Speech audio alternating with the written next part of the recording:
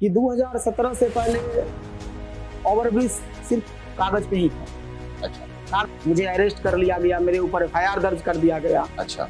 उसके यहाँ तो था क्या, जब कोई पेपर बन जाता था 10-15 दिन के बाद कोई चिट्ठी इशू होता था तो विधायक वगैरह लगा देता था, हमने ये कर दिया, लेकिन हमको 15 दिन पहले पता रहता था। हजार के जो ओवरब्रिज विरोधी आज दिखते हैं आपको, उनको तो हंसी आती थी कि पगला गया है। भ्रष्टाचार को रोकने के लिए आ गया है बिहार, वो है जनसुराज, प्रशांत किशोर। लालू यादव जी के जंगल राज के बाद कोई सहारा ही नहीं था।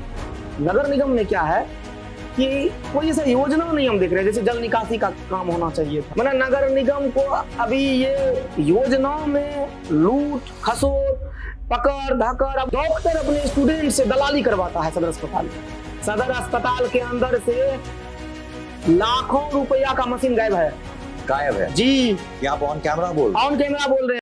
नमस्कार दोस्तों, आप लोगों का स्वागत है द अविनाश कश्यप शो के एक नए इंगेजिंग एपिसोड में। आज हमारे साथ जुड़े हैं एक ऐसे युवा नेता जिन्होंने अपने विचारों से कोसी के पॉलिटिकल लैंडस्केप में एक नई एनर्जी ला दी है। उनका नाम है अमरकांत वत्स, जिनको आप सब लोग सोहन झा के नाम से भी जानते हैं। भैया स्वागत है। आपको कैसे बुलाए, भैया बुलाए, नेताजी बुलाए, क्या बुलाए आपको, आप कैसे पसंद करेंगे? देखिए, नेताजी तो हर कोई कहता है कैरेक्टर से। अच्छा। लेकिन आप तो एक भाई की तरह हैं जी। तो आप एक समाज सेवक बुला सकते हैं। अच्छा। अन्यथा एक भाई बुला सकते हैं, भैया बुला सकते हैं। स्वागत है आपका हमारे पॉडकास्ट पे। हमने नया शुरू किया है और आपको बुलाने का बहुत सारा रीजन है। हम पहले भी बिहाइंड द सीन बात कर रहे थे कि आपका किस लेवल का क्रेज है, तो आपको बुलाने का वो मकसद था।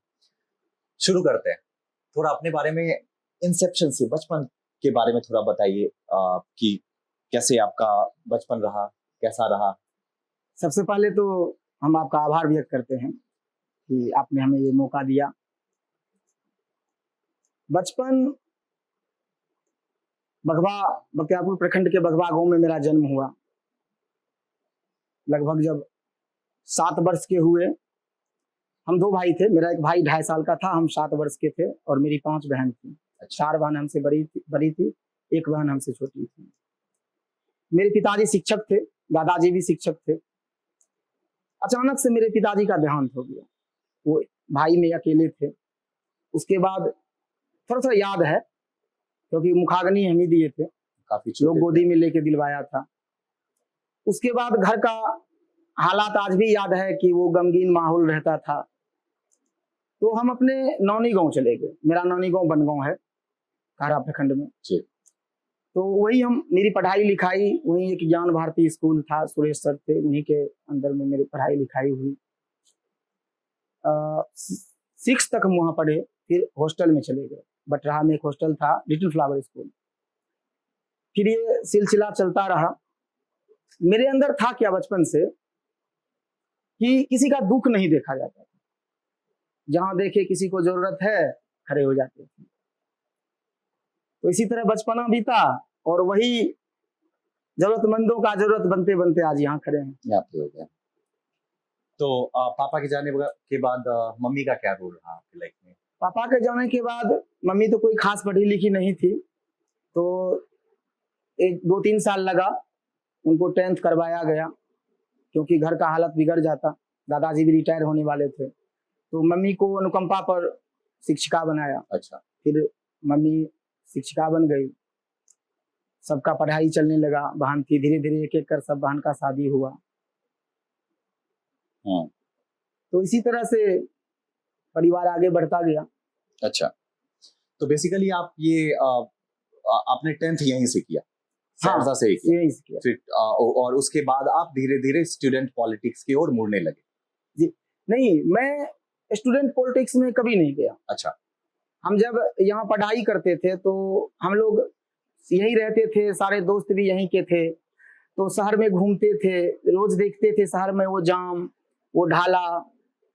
तो उस समय पॉलिटिक्स से कोई ऐसा इंटरेस्ट था नहीं। तो हमारे कई मित्र थे, तो हमें एक मतलब ईश्वर का समझिए देन की नेतृत्व करने का क्षमता था। उस समय भी हमारे सैकड़ों मित्र शहर में हुआ करता था।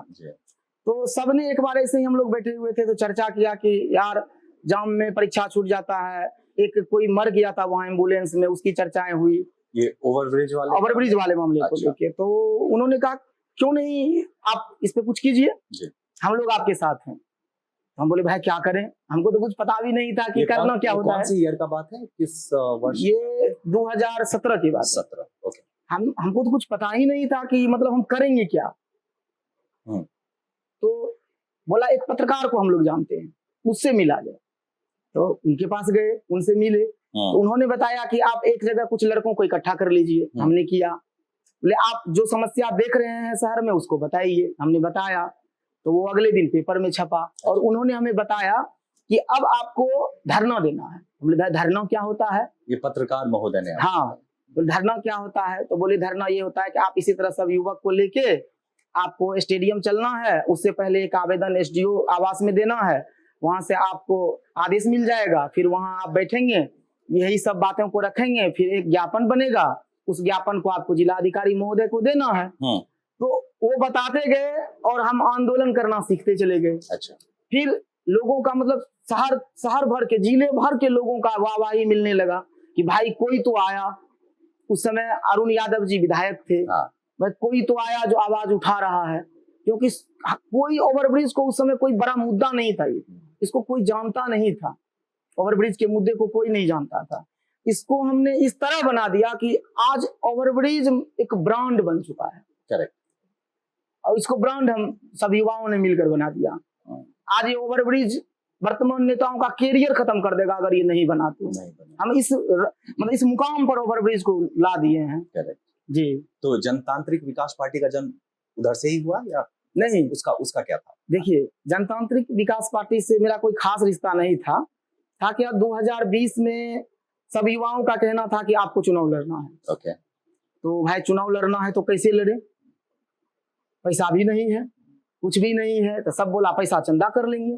थोड़ा क्या था कि उस समय मेरे अंदर स्वाभिमान जो था ना, स्वाभिमानी तो मैं अभी भी हूँ, सब दिन रहूंगा। मांगना मुझे नहीं आता है। मैं आज तक कितना भी आंदोलन किया, मैं मांगा नहीं हूँ किसी से।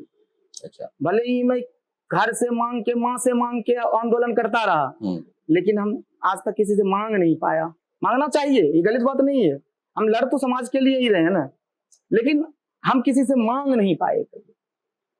और लोग आए आपके पीछे फंडिंग के लिए या कैसे था? फंडिंग होता कैसे था अल्टीमेटली? फंडिंग कुछ नहीं, सब अपने घर से। सब अपने घर से? सब अपने घर से। तो उस समय क्या था कि अनिल जी एक हैं, आपको वो महाराजा कॉम्प्लेक्स के ओनर हैं पटना में। अच्छा। तो पाटलिपुत्रा ग्रुप के एमडी हैं। तो मेरा एक मित्र है जो उनके पास जाता आता था, तो उनके पास मेरा जाना आना होने लगा। तो उन्होंने एक पार्टी बनाई थी, जनतांत्रिक विकास पार्टी। अच्छा। तो वो खुद मुझे ऑफर दिया कि क्या आप चुनाव लड़ोगे अपने सहरसा से, आप तो संघर्षशील हो, हम चाहते हैं आप हमारे पार्टी से लड़ो। तो वही बात है, जिस तरह से मतलब कोई आदमी गरीब है, उसको गाड़ी का चाहना हुआ तो सेकेंड हैंड गाड़ी ढूंढने लगता है। तो बस मुझे उन्होंने ऑफर दिया, मुझे लड़ना था। हमने युवाओं से पूछा, बोला बस लड़ना है, कभी भी पार्टी हो। हमने उनका टिकट ले लिया। आपने उनका टिकट ले लिया? आप ही क्यों? ऐसा तो नहीं कि आपके पीछे बहुत भीड़ थी, शायद उनको भी लगा कि इससे हमारे पार्टी को भी फायदा होगा? भीड़ तो थी। राइट। भीड़ तो थी मेरे पीछे। हाँ।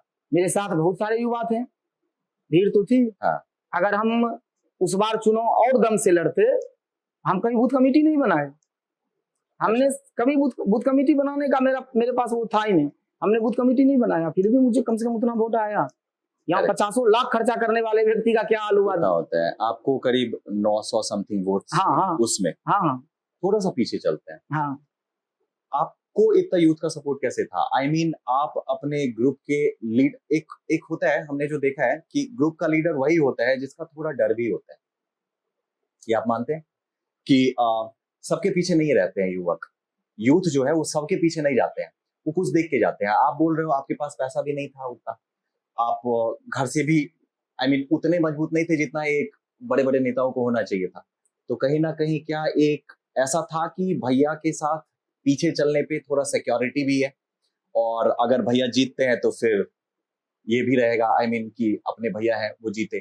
तो ऐसा क्या कुछ ऐसा आपका था समाज में किया हुआ कि लोग आपसे डरते थे और उसके पीछे, इसीलिए आपके पीछे चलना चाहते थे? देखिए, डराना तो हम कभी सीखे नहीं। अच्छा। लेकिन था क्या कि जैसे मान लीजिए दोस्त है या मेरा कोई अपना है, वो मुझ में आज भी है कि अगर आप हमारे भाई हैं और आप मुसीबत में पड़ गए, चाहे वो मुसीबत कैसा भी हो, अगर आप एक गैंगस्टर से भी लड़ जाइएगा, अगर वो आपको मारना चाहता है और आप मेरे करीबी हैं या आपसे मेरा रिश्ता है, तो मैं आगे में खड़ा हो जाऊंगा। मैं लड़ूंगा उससे। मैं आपको छोड़ नहीं दूंगा।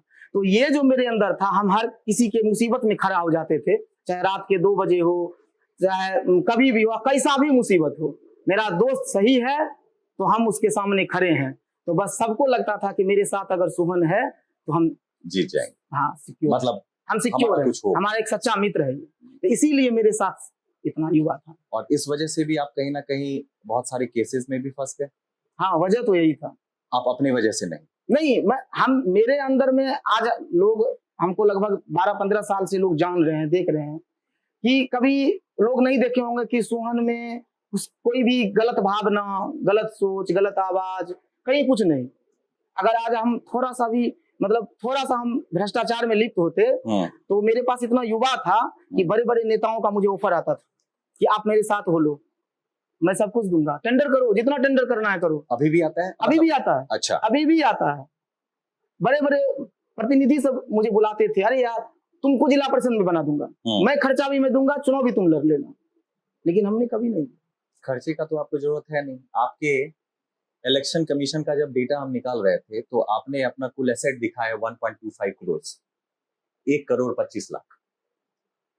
तो वो कहाँ से? आई मीन आप तो आप अभी हम यहाँ पे एक फोटो डाल देंगे आपके सोशल मीडिया पोस्ट से, हमने उठाया है, जहाँ पे आपने ये लिख भी रखा है कि एक गरीब, एक किसान परिवार से आने वाले लोगों के पास बस सहरसा वासियों का प्यार है। तो ये 1 करोड़ 25 लाख रुपया किस प्यार का, देखिए कहाँ से आया? एकदम आप सही क्वेश्चन किए हैं।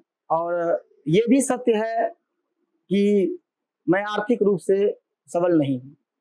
बात रही वो 1.25 करोड़ की प्रॉपर्टी की बात है, तो वो मेरे पैतृक संपत्ति है। जैसे आप मान लीजिए सहरसा शहर में मेरा घर है, रिफ्यूजी कॉलोनी में, चौक से थोड़ा बगल में। अब 1 कट्ठा में वहां अगर मेरा घर है तो आप आज की कीमत जान लीजिए कि वो 50 लाख से ऊपर चला जाता है। 2 तल्ला घर है, 1 कट्ठा जमीन है, तो आपके 1.25 करोड़ में से तो 50 लाख समथिंग यही निकल गए। लेकिन वो 50 लाख तो आपने घर बनवाया ना? नहीं, वो मेरे दादाजी बनवाए। अच्छा, मेरे दादाजी बनवाए। और हमने तो कभी कमाया ही नहीं, हम तो अपना जीवन ही समर्पित कर दिया सहरसा वासी को। अच्छा, भले वो देर से समझे, समझ तो उनको आएगा, सोहन का कीमत समझ में आएगा कि सोहन क्या गंवा रहा है, वो क्या करना चाह रहा है। अब बहुत ऐसे सहरसा के लोग हैं जो इस बात को समझ भी रहे हैं। अब देखिए, मेरा गांव है, पैतृक गांव है बख्तियारपुर प्रखंड के बघवा पंचायत। अब वहाँ 2 कट्ठा 2 धूर में मेरा वासडी है। अच्छा, उसमें फिर अच्छा खासा दादाजी मकान भी बना दिए थे। अच्छा, तो उसकी कीमत भी आप देख लीजिए।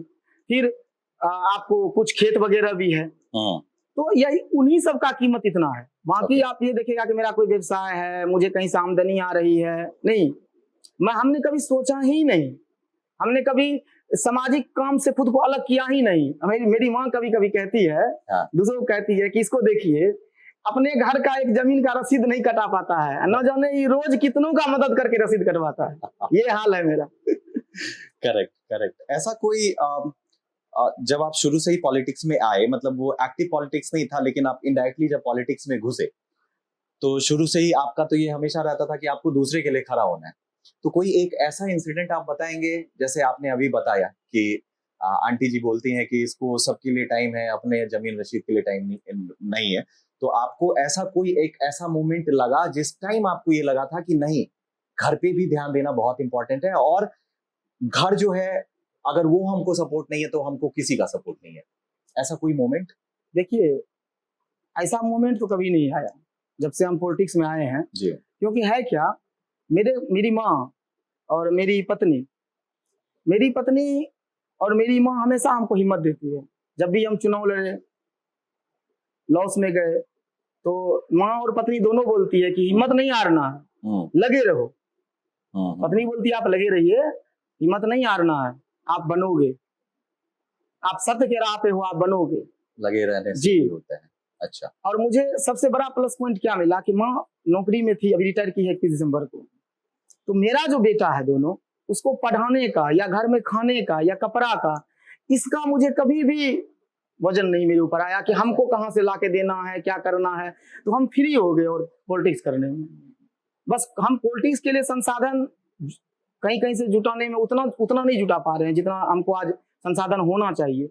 नहीं तो हम एक दिन एक पल नहीं बैठना चाहते हैं बिना सामाजिक काम का, एक पल नहीं। अगर कोई मुझे 2 दिन नहीं देख रहा है तो वो ये समझे कि हम कहीं ना कहीं संसाधन जुटाने के चिंतन में कहीं गए हैं। अब आते हैं ज्वलंत मुद्दे पे, जिसने आपको बहुत ही नाम दिया, रेलवे ओवरब्रिज। आपने ये अभी एक्सेप्ट किया था कुछ देर पहले कि उसने आपको एक जीरो से हीरो बनाया और उसने आपको सबके नजर में डाला कि ये भी कोई है, सहरसा में ये भी कोई है। क्या कारण है? 10 साल से सब कुछ अटका पड़ा है। 18 और 17 से आपने संघर्ष शुरू किया हुआ था, अभी तक कुछ हो नहीं रहा है, हमेशा पेपर वर्क हो जा रहा है। क्या कारण है, क्यों रुका हुआ है सारा काम? देखिए, सबसे पहले तो आप ये समझिए कि 2017 से पहले ओवरब्रिज सिर्फ कागज पे ही था। अच्छा, कागज पे भी कम था और नेताओं के जुबान पे ज्यादा था। करेक्ट जी, कभी कुछ नहीं था। जब हम लोग लड़ना शुरू किए तो लड़ते लड़ते, अब यही नहीं हम सिर्फ रोड पे आंदोलन किए, हमने मुख्यमंत्री के पास भी गया। अच्छा। लोग एक विधायक चुनते हैं तो उसका काम होता है सदन में आवाज उठाना।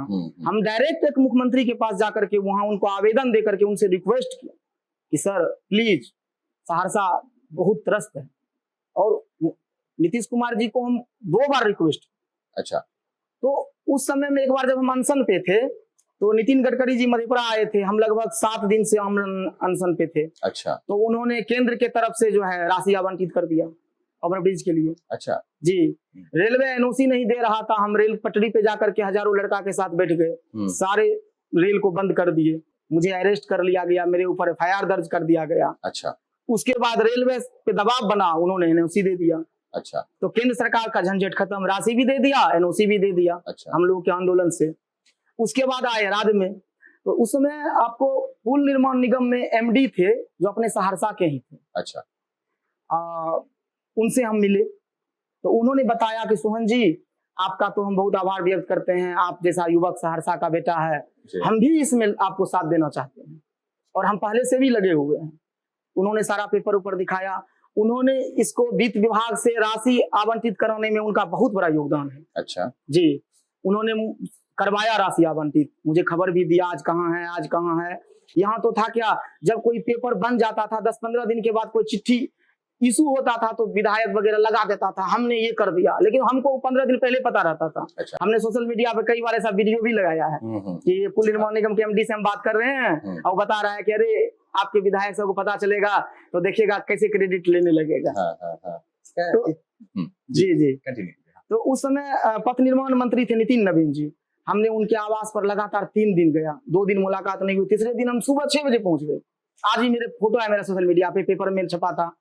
वो बेचारा सोए हुआ था, ऐसे लूजर पहने हुए बाहर आया, यार तुम यार रोज आते ऐसे करते हुए आए यार रोज। अच्छा बताओ क्या बात है। हम उनको आवेदन दिए तो बोली मैं आज कैबिनेट से इसको स्वीकृति दूंगा, आज मेरा वहां है भी, मैं आज जा रहा हूँ, आज दूंगा। और सही में उन्होंने उसी दिन दे दिया स्वीकृति दे दिया। जी, अब देखिए राज्य सरकार से कैबिनेट में स्वीकृति मिल गई। मामला आ गया। अब यहाँ खलबली मच गया। कल तक जो कहता था कि आज भी हमको याद है जब पहली बार धरना देने गए थे तो गांधी पथ में टेंट वाले भैया हैं, हमने बोला भैया धरना देंगे, वहाँ टेंट लगवाना है। तो बोला किस बात के लिए? हम बोले ओवरब्रिज के लिए धरना देंगे। तो हम जब थोड़ा सा हट गए तो वो कहता है कि बड़े बड़े को टोप नहीं, छोटे को पैजामा। अच्छा।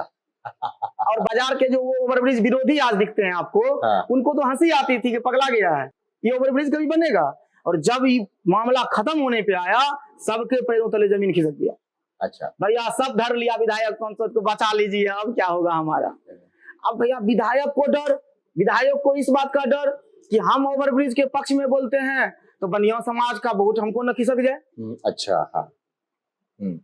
नहीं बोलते हैं तो और समाज में नाराजगी हो जाए, विधायक सांसद को डर सताने लगा।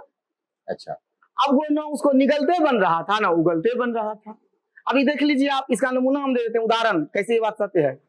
जब जब ओवरब्रिज को हमने शांत किया है, किसी ने चू शब्द नहीं बोला है, चाहे वो विधायक हो सांसद हो। अगर हम 6 महीना गौन हो जाए तो 6 महीना ओवरब्रिज की बातें बंद हो जाती है। ये हमने देखा भी पिछले 6-7 जी। महीने से अभी बंद भी। और हम आवाज उठाएंगे आज ओवरब्रिज का सकारात्मक बातें आगे आ जाए, देखिए कैसे क्रेडिट लेने का होर लग जाएगा और बड़ा बड़ा बैनर पोस्टर लग जाएगा, फिर हम कहाँ, और उनका 2-4 गो जो होगा आगे पीछे करने वाला ठेकेदार सब जय हो जय हो जय हो। ये है सहरसा का हाल।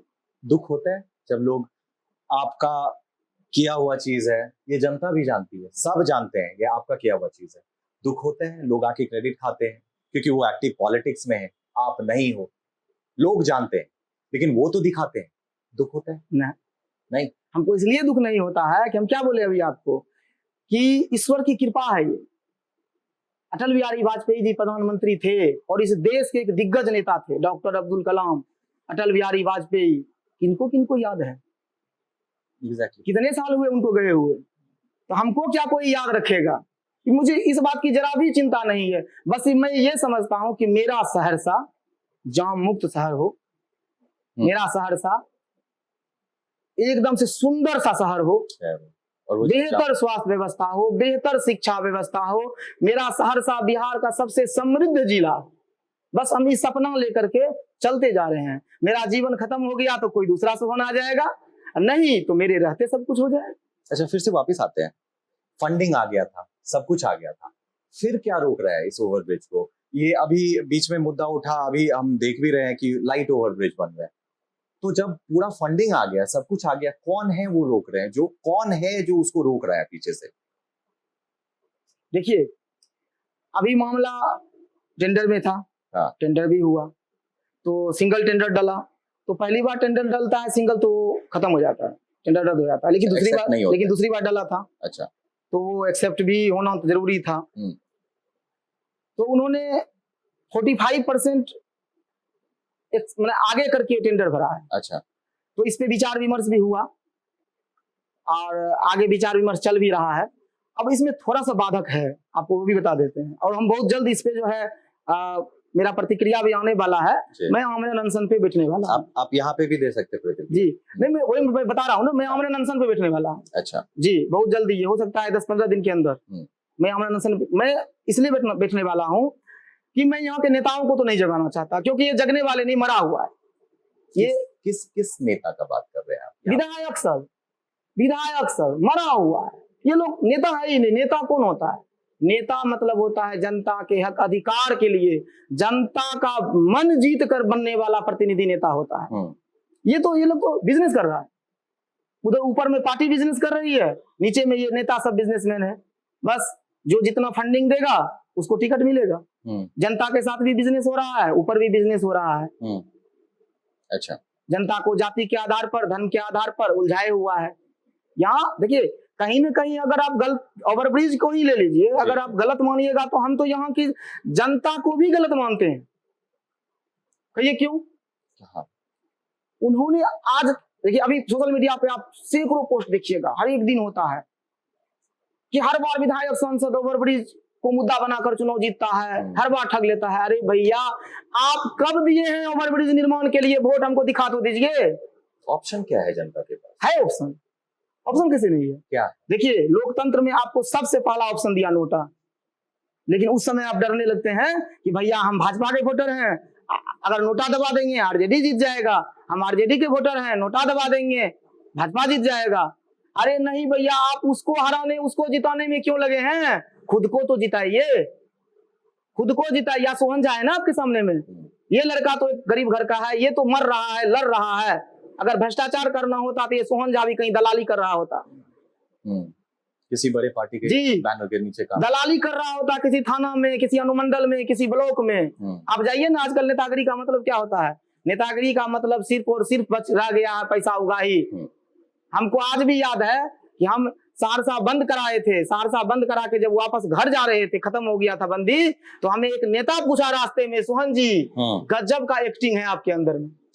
एक्टिंग एक बड़ा नेता था वो, मैं नाम नहीं लेना चाहूंगा। अच्छा। मुझे आज भी वो बात याद है कि इसका मतलब सोचिए कि उन नेताओं के अंदर में क्या वो एक्टिंग करता है।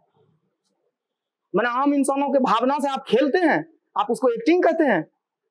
वो जो गरीब का बच्चा जिसके पैर में चप्पल नहीं है, बदन पे कपड़ा नहीं है, और उसको कपड़ा दिलाना चाहते हैं, उसके पैर में चप्पल दिलाना चाहते हैं, और पीठ पर स्कूल का बैग दिलाना चाहते हैं, तो ये एक्टिंग हुआ।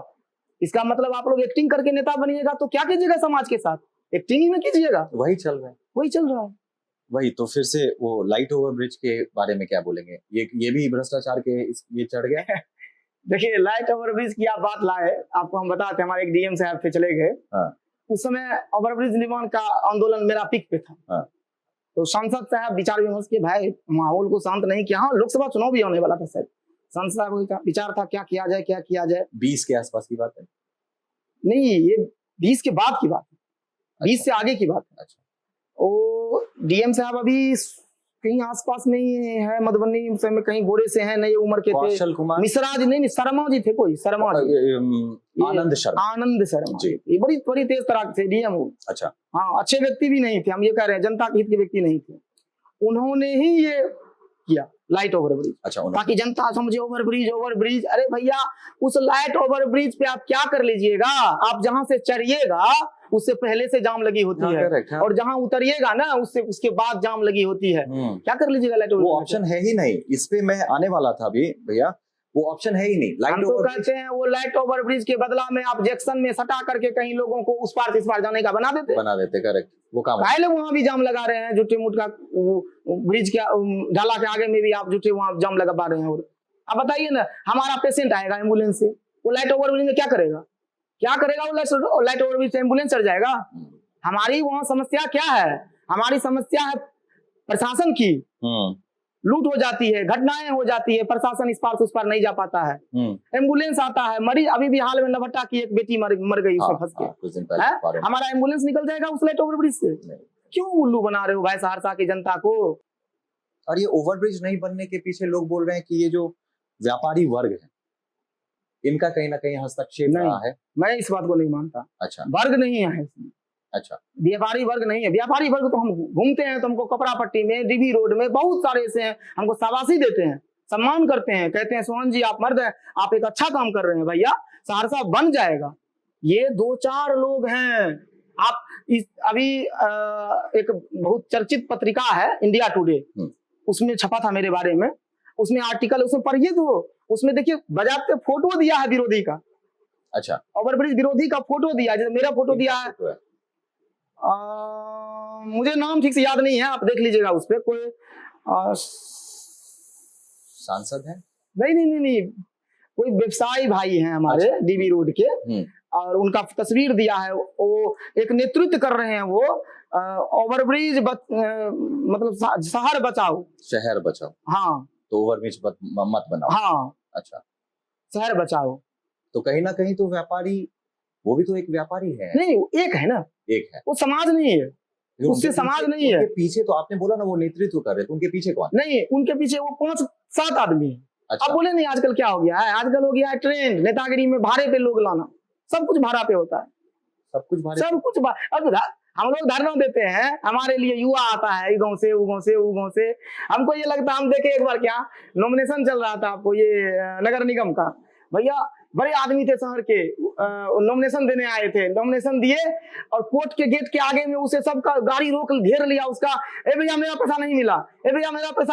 अच्छा, हाँ, भाड़े पे आए थे। हाँ, मेरा पैसा नहीं मिला। तो हम उनसे सट गए, नजदीक जाके देखे, हम एक पूछे क्या बात है, अरे वही दहलन चौक पे सब सुबह नहीं आता है लेबर सब, तो वही लोग है, मजदूर सब है, तो उन्हीं लोग को ये किए हुआ था। तो जी 100 लेबर किया था, 400 रुपए रोज पे। अच्छा, तो वही इन लोगों को डर हो गया कि कहीं नेताजी चले गए तुमको पैसा कौन देगा। इसीलिए तो उनका काम क्या होता है, जाइए धरना पे बैठिए, खाइए पीजिए और आज 400 रुपए घर जाइए, बाकी पेपर में छप गया। हाँ। पैसा।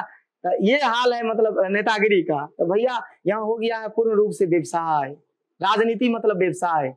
इस व्यवसाय को अगर जनता नहीं रोकेगी तो आने वाला समय और विकराल होगा। भ्रष्टाचार अभी क्या हुआ है, अभी तो एक सरकारी ऑफिस चले जाइए, एक चपरासी जनता का नहीं सुनने के लिए तैयार नहीं है। एक चपरासी धिक्कार के भगा देता है। कहीं जाइए हर टेबल का कीमत है, हर टेबल का कीमत है। चाहे आप आवासीय बनाइए, चाहे आप राशन कार्ड बनवाइए, आधार कार्ड को सही करवाइए, कुछ भी करवाइए, सबका चार्ज है। जैसा काम वैसा चार्ज। ये हाल है भ्रष्टाचार का। तो ये आपको क्या लगता है, ये भ्रष्टाचार कब रुकेगा, कौन रोक पाएगी इसको? जी, कोई एक पार्टी है? जी, आप बताते हैं जी। सबसे पहले तो भ्रष्टाचार को रोकने के लिए हम नीचे से रोक नहीं सकते, ऊपर से रोक सकते हैं। तो ऊपर तो सरकार है, सरकार ही रोकेगी भ्रष्टाचार को। जी।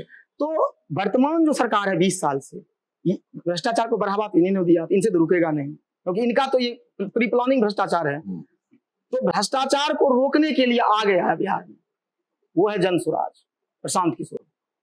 प्रशांत किशोर इसी भ्रष्टाचार को रोकने के लिए आया है। अच्छा जी, उनका कुछ महत्वाकांक्षा नहीं है? देखिए प्रशांत किशोर जी के बारे में जहां तक हम जानते हैं कि उनको पैसे की कोई कमी नहीं है, पढ़े लिखे व्यक्ति हैं, देश के अलग अलग राज्यों में अलग अलग नेताओं के साथ काम करने का अनुभव है और काम उनको अब कर भी रहे हैं। तो वो चाहे तो ऐसे ही किसी पार्टी में बड़ा पद ले सकते थे, रह सकते थे। देखिए जेडीयू में आए, डायरेक्ट संगठन का उपाध्यक्ष बन गए थे, राष्ट्रीय उपाध्यक्ष। लेकिन उनका जन्मस्थली तो बिहार है, तो वो कुछ बड़ा करना चाहते हैं, वो बिहार को बदलना चाहते हैं। हमने उनको नजदीक से देखा, उनके अंदर एक लालसा है। जब देखिएगा ना, वो मतलब कीचड़ में चल रहा है, कीचड़ में चल रहा है, धूप तेज है उसमें चल रहा है, बारिश में चल रहा है। क्यों? क्या वो व्यक्ति नहीं जान रहा है कि हमारा कल क्या होगा? मुझे भी नहीं पता है। वो चाहे तो ऐशो आराम का जीवन जी सकता है, किसी अन्य देश में जाके जी सकता है, क्यों घूम रहा है? अरविंद केजरीवाल भी शुरू में ऐसे ही करते थे। अगर देखिए आपको याद होगा तो अरविंद केजरीवाल का भी लाइफ कहीं ना कहीं ऐसे ही, उनका जो पॉलिटिकल लाइफ था धरना से शुरू हुआ था, और एक चप्पल पहन के चलना, मफलर लगा के चलना, 24 घंटे खांसते रहना, और ऐसे ही उनका वो भी आगे आए थे। क्या डिफरेंस है? डिफरेंस है। अरविंद केजरीवाल जी इनके इतना संसाधन वाले नहीं, उनको इतना संसाधन नहीं था। ऐसे नहीं है कि अरविंद केजरीवाल जी बहुत गलत आदमी थे। देखिए वो व्यक्ति का हमने जीवनी देखा है, सुना है, पढ़ा है, वो संघर्ष किया है। दिल्ली के जनता उन्हें 3 बार मुख्यमंत्री बनाया।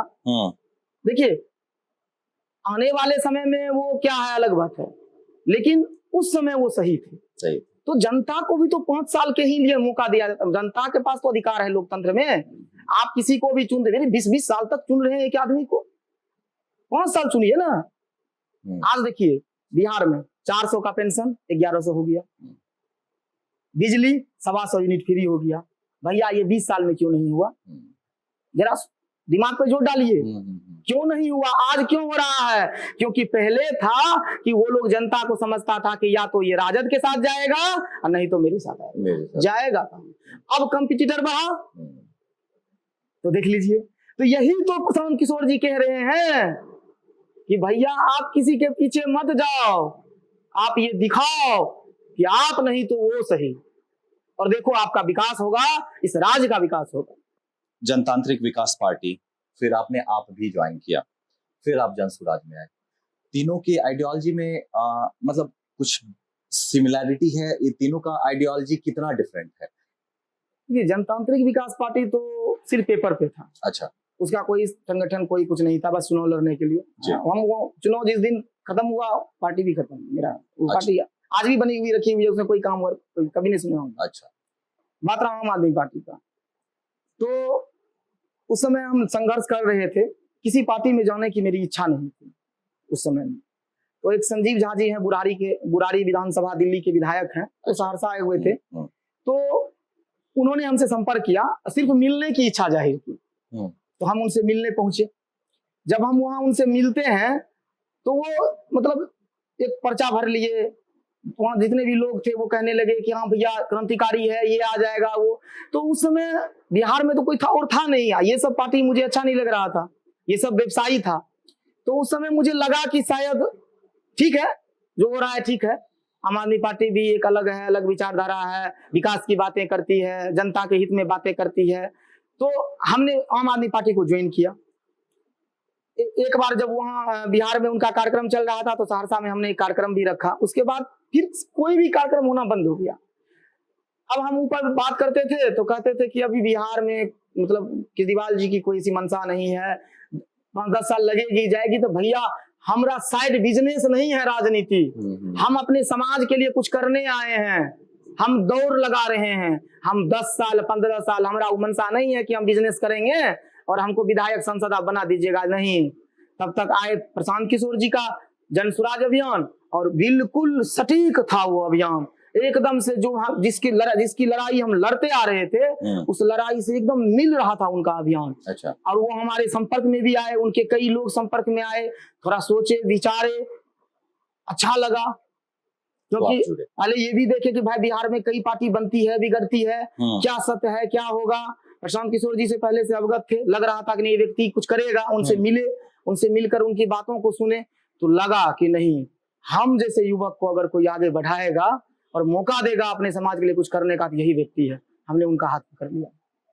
बिहार में तो शुरू से ही कास्ट बेस्ड पॉलिटिक्स रहा है, शुरू से ही, चाहे वो आरजेडी हो, जेडीयू हो, बीजेपी हो, वो अपने अपने एक वर्ग को पकड़ के रखे हुए कि ये फलाना मेरा वोटर है, फलाना मेरा वोटर है, फलाना वर्ग मेरा वोटर है।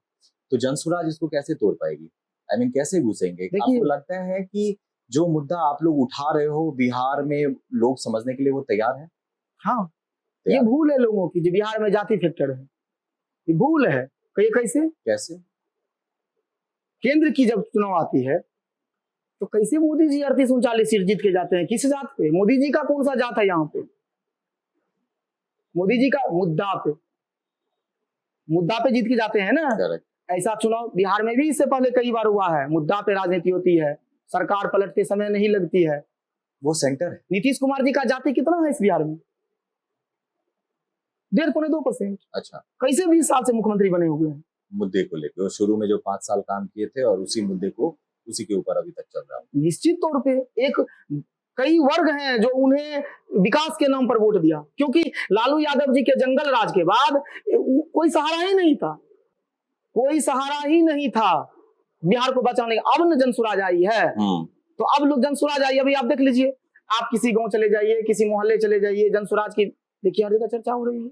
लोग बदलाव करना चाह रहा है। यूथ तो बहुत एक्टिवली अभी इसके बारे में बात कर रहा है। कहाँ कोई वर्ग दिख रहा है? हर वर्ग का यूथ आ रहा है।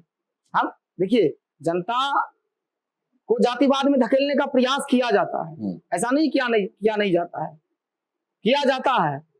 कुछ एक वर्ग उनके साजिश में फंस भी जाते हैं, लेकिन वो निकल भी जाते हैं, हर बार नहीं फंसते हैं जब टाइम आता है। जी, कभी डॉक्टर से दिखाने जाता है, लोग जात पूछ के जाता है, या अपने जात का डॉक्टर फीस माफ कर देता है। सड़क पे कोई प्यासा है तो कोई जात पूछ के पानी पीता है, किसी को खून की जरूरत है तो पूछता है कि हमारे जात का है कि नहीं है, तब ब्लड लेंगे।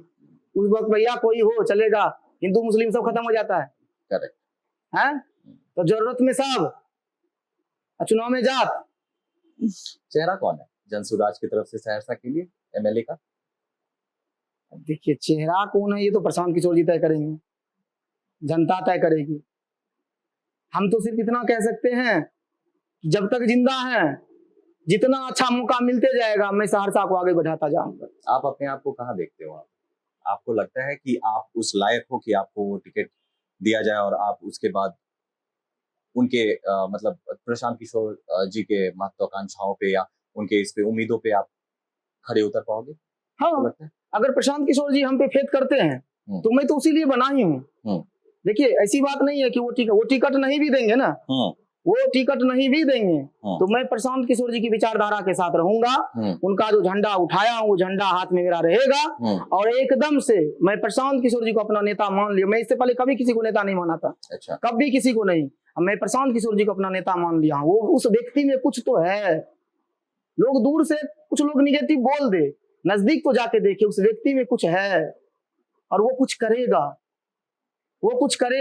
और मुझे ये विश्वास है कि ईश्वर जो मेरे अंदर में दिया है, जो मेरे अंदर में जन कल्याण की भावना है, इस बात को वो भी समझ रहे हैं। अच्छा। वो मेरे लिए जो भी सोचेंगे, वो मेरे हित में भी सोचेंगे और जनहित में भी सोचेंगे। कितने करीब हैं वो?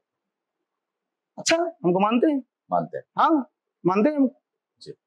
और अगर मान के चलिए सहरसा पहले तो आपको पार्टी मौका देती है और फिर सहरसा की जनता आपको आशीर्वाद देती है और आपको लेके जाती है, आपको जिताती है, क्या क्या आपका मुद्दा रहेगा?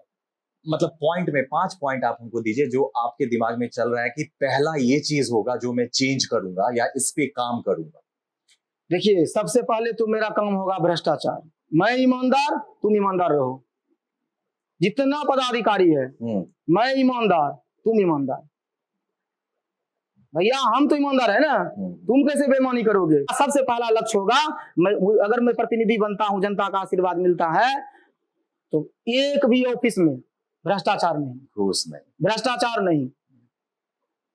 मैं बेईमानी करूंगा तब तो तुम करोगे। सबसे प्रथम लक्ष्य होगा, क्योंकि गरीब गुरुओं को बहुत दिक्कत होता है, सबको जी। मेरा दूसरा लक्ष्य होगा कि हमारे सहरसा में जो भी अड़चने हैं जाम की समस्या को का निदान करने में, उसको कराऊंगा। ये जो अतिक्रमण कर रखा है, हम सीधा हमको न दे वोट, हमको नहीं बनाए विधायक, हमको कोई मतलब नहीं है, लेकिन हम हमेशा जनता के चोट पे कहते हैं कि हमको जिस दिन पावर मिला, अतिक्रमण बर्दाश्त नहीं करेंगे बाजार में। क्योंकि बाजार जो है ना, वो जिस तरह स्त्री का सुंदरता और गहना होता है, उसी तरह लाखों सहरसा वासियों का वो गहना है। वो किसी का जागीर नहीं है, गहना है। इस शहर के सुंदरता से जाना जाता है सहरसा के 150 पंचायत का आदमी, 150 पंचायत का। तो हम उजाड़ के फेंक देंगे उस सभी को जो अतिक्रमण किया है, और सहरसा को सुंदर बनाएंगे, शहर को। जी, उसके बाद जितना गांव-गांव में प्राथमिक स्वास्थ्य केंद्र वगैरह सब झरझरा बंद पड़ा हुआ है, इमीडिएटली सबको चालू करवाने के लिए हम लड़ेंगे। आप कहिएगा सब कुछ आपके हाथ में तो नहीं है। तो यही बात हम आपको बता रहे हैं कि एक बार पप्पू यादव जी थे, वो हमको बोलते हैं, पटना में बैठे हुए थे, हमसे ज्यादा उनको होक टोक रहता है, बातचीत होता है। अच्छा। तो वो हमको बोलते हैं, सोहन जी ओवरब्रिज के लिए हम प्रयास नहीं किए क्या? तो हम एक बार में जवाब नहीं दिए उनको। अच्छा। फिर वो बोलते हैं, जो पूछ लीजिए, सोहन जी पूछ लीजिए, हमने ओवरब्रिज के लिए जितना किया है। हम बोले सर बुरा नहीं मानिएगा। बोले नहीं। बोले काश आप सांसद रहते, एक बार पटरी पे बैठ जाते। पता है सर, पूरा देश का मीडिया आपको दिखाता कि एक सांसद क्यों बैठा सड़क पर। है हिम्मत सहरसा के विधायक को कि सहरसा की समस्या के लिए सड़क पर बैठ जाए। अगर एक विधायक सड़क पर बैठ जाएगा तो क्या होगा? पार्टी धर्म निभाते हैं, जनता का विकास है नहीं, जो आपको वोट दिया उसका कोई वैल्यू नहीं, पार्टी धर्म निभाते हैं। अरे भैया पार्टी धर्म मत निभाइए, जनता धर्म निभाइए, समझे? ये हाल है। उनका क्या प्रतिक्रिया? तो अगर हम बनते हैं, वो मेरा ऐसे पीठ थपथपाए, बोलते हैं अरे तुम नेता है, पक्का नेता है तुम। ठीक है। अच्छा, आपने 3 पॉइंट दिया। जी। हम अगर प्रतिनिधि बनते हैं तो जो काम मेरे दायरा से बाहर होगा, मान लीजिए हम जीत गए, हमारा सरकार नहीं बना, हम विपक्ष में चले आए, अब हम क्या करेंगे? तो सिर्फ सदन में ही नहीं बातों को रखेंगे। जिस तरह सोहन झा पटरी पे और सड़क पे बैठते आया है, एक विधायक के रूप में भी बैठकर दिखाएंगे। जो पूरा सहरसा का मुद्दा को हम बिना कुछ रहते हुए भी, आपको पता होगा कि पटना में भी आंदोलन करके बिहार का मुद्दा बना दिया ओवरब्रिज को। अच्छा। हम पटना के गर्दनी बाग में भी आपको ओवरब्रिज को लेकर आंदोलन किए। अच्छा। और बड़े बड़े चैनलों द्वारा उसको कवरेज दिया गया था। हुआ ना बिहार का मुद्दा। करेक्ट, पूरे बिहार का मुद्दा। तो जब एक प्रतिनिधि बन जाएंगे तो सोचिए हम क्या करेंगे, पूरे देश में चलवा देंगे। बेइज्जती तो होगी सरकार की, काम तो होगा, तो काम करवाएंगे। काहे? क्योंकि हमको कोई नेता नहीं, जनता बनाएगा, हमको ये विश्वास है। और जिसके पीछे जनता होगा उसका कोई क्या क्या बिगाड़ लेगा, वही राजा। एक और पॉइंट, 5वां लास्ट कुछ है दिमाग में? 5वां देखिए, उस 5वां पॉइंट है कि हम जिस पार्टी से हैं उस पार्टी का भी संकल्प है, वो भी तो करना हमारा कर्तव्य है। उसका संकल्प है, जो गरीब का बच्चा है, आज गरीब का बच्चा सरकारी स्कूल में जाता है, खिचड़ी खा के घर चलाता है, पढ़ाई लिखाई कुछ होता नहीं है। तो हमारी सरकार जब बनेगी तो सबसे पहले जितने भी गरीब के बच्चे हैं उनके आसपास में जो निजी स्कूल होगा, क्योंकि ऐसा तो नहीं है सरकार बनी है जादू का छड़ी चलाया, सुबह उठते ही विश्वकर्मा भगवान सब कुछ फ्लैट के दम कर दिए। तो जब तक इस सरकारी सिस्टम को हम सुधारेंगे तब तक उस गरीब के बच्चों को निजी स्कूल में उसका गार्जियन एडमिट कराएगा, सारा खर्चा सरकार उठाएगी। क्यों सरकारी स्कूल पे भरोसा नहीं है? अभी का नहीं है, अभी नहीं है। बनने के बाद हम उसको सुधारेंगे समय तो लगेगा। तब तक के लिए आप जी, अभी क्या है, एक गांव जाइए, एक मध्य विद्यालय है, उसमें कितना कमरा है, अब एक गांव में कितना स्टूडेंट है एक क्लास का, जरा ये पता कीजिए। तो आप अगर वो सारा स्टूडेंट उस रूम में चले जाए तो बताइए क्या पढ़ाएगा टीचर? नहीं पढ़ा पाएंगे। और teacher is to student ratio ये अभी भी कम है। तो उसके लिए हमको क्या करना पड़ेगा? 1 क्लास है तो 1 क्लास का 10 1 क्लास होगा। तभी तो हमारा विद्यार्थी पढ़ेगा, मन से पढ़ेगा, आगे बढ़ेगा। ठीक है, तो ये पहला शिक्षा पे हमारा वार होगा कि हम कि शिक्षित होंगे तो निश्चित रूप से वो उनको रोजगार ढूंढना नहीं पड़ेगा, किसी विधायक मुखिया के पीछे चलना नहीं पड़ेगा। करेक्ट, ठीक है।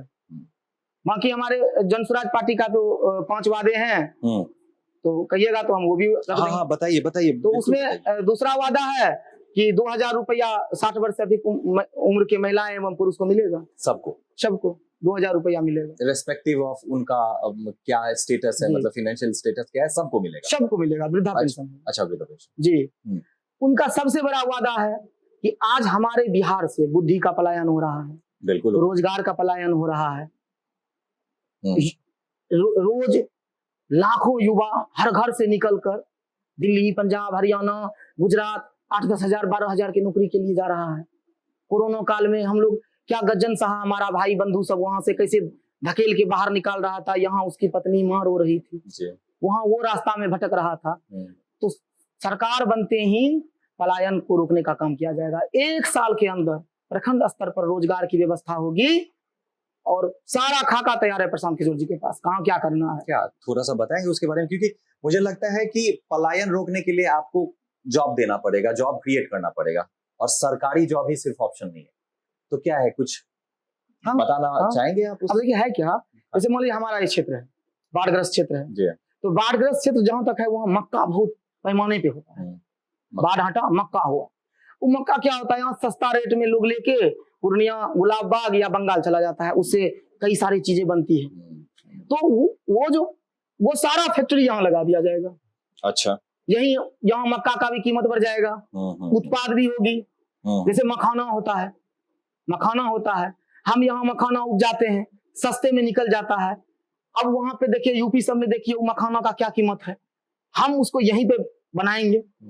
तो प्रशांत किशोर जी का यही विजन है कि हर क्षेत्र में वो सर्वे करा कर देखे हैं कि कहाँ पानी अधिक है। अच्छा। उस पानी को हम यूज कैसे रोजगार में कर सकते हैं, कहाँ किस चीज की खेती हो रही है, उस खेती के लिए हम क्या कर सकते हैं जो हमारा अधिक से अधिक भाई बंधु यही मजदूरी करे। तो इनका पूरा योजना तैयार है पूरे बिहार में, और वो एकदम से पलायन को 1 साल के अंदर रोक देंगे। बोल दिए तो बोल दिए। उनका और वादा है कि आज देखिए मनरेगा जो है, तो मनरेगा के माध्यम से गरीब किसान भाई को फ्री में मजदूर मिलेगा, उनके खेत में उनका साथ देगा, फ्री में मिलेगा मनरेगा की तरफ से, ताकि किसान भाई को अच्छा से अच्छा उपजा हो और वो भी सुखी संपन्न रहे। और वादा है कि हमारे बिहार की जो महिलाएं हैं सशक्त हो चुकी हैं जी। वो अपने बाल बच्चों की चिंता करती है, जागरूक है, अब रोजगार खुद कर सकती है, स्वाभिमान से जीना चाहती है। तो हमारी सरकार जब बनेगी तो 4% ऋण दर पर, सालाना ऋण दर पर उसे इतना राशि 4 से 5 लाख राशि मिलेगा ताकि वो व्यवसाय कर सके महिलाओं के लिए। अचानक से इतना पैसा स्टेट के पास आएगा कहाँ से? आप ये कह रहे हो कि शायद मैं इस क्वेश्चन को ऐसे पूछूं तो ज्यादा बेटर होगा।